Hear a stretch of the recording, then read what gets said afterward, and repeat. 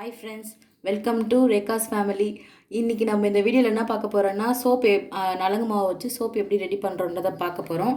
இங்கே பாருங்கள், நாங்கள் சோப் ரெடி பண்ணி வச்சுருக்கோம். எப்படி இருக்குது, நல்லா சாஃப்டாக இருக்குதுன்னு பாருங்கள். இது எல்லாமே நாங்கள் ரெடி பண்ணது தான். இப்போ நலங்கு மாவு சோப் ரெடி பண்ணுறதுக்கான பொருள் பார்த்திங்கன்னா, சோப் பேஸ் வந்து ஆன்லைனில் வாங்கி வச்சுருக்கோம். அடுத்து நம்ம ரெடி பண்ண நலங்கு மாவு தேவையான அளவு எடுத்து வச்சுருக்கோம்.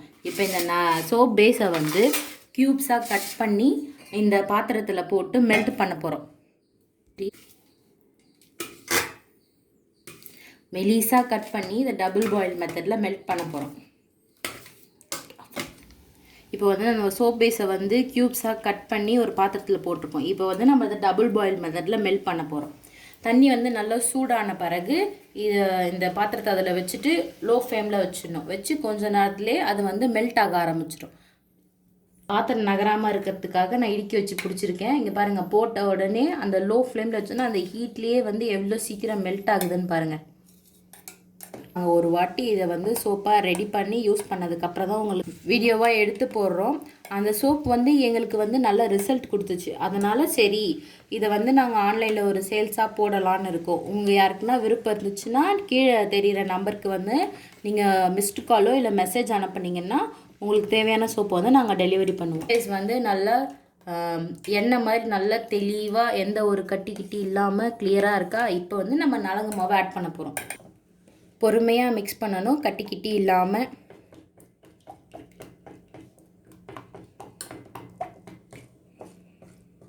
மேலேயும் தெரிக்காமல் பொறுமையாக மிக்ஸ் பண்ணுங்கள்.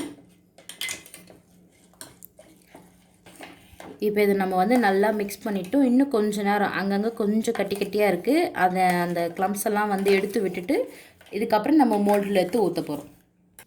இப்போ பாருங்கள், இதை நல்லா நம்ம மிக்ஸ் பண்ணிட்டோம். இதை வந்து நம்ம அப்படியே எடுத்து மோல்டில் ஊற்ற போகிறோம். கொஞ்ச நேரம் அந்த சூடு வந்து லைட்டாக ஆறின உடனே ஊற்றிடணும், இல்லைன்னா வந்து இது அப்படியே கட்டி ஆகிடும். இப்போ பாருங்கள், பொறுமையாக இதை வந்து நம்ம ஒரு மோல்டுலேயும் ஊற்ற போகிறோம்.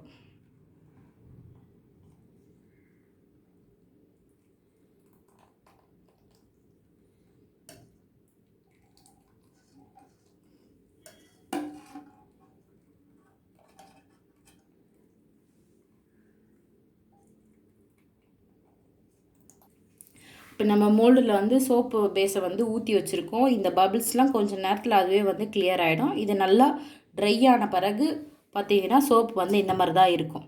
இதை வந்து நம்ம வந்து யூஸ் பண்ணிக்கலாம். இதை வந்து நான் இப்போ பேக் பண்ணிவிட்டு அடுத்த வீடியோவில் உங்களுக்கு நான் காமிக்கிறேன் எப்படி இருக்குன்ட்டு. Thank you for supporting. தொடர்ந்து நம்ம சேனலுக்கு சப்போர்ட் பண்ணுங்கள், லைக் பண்ணுங்கள், சப்ஸ்கிரைப் பண்ணுங்கள்.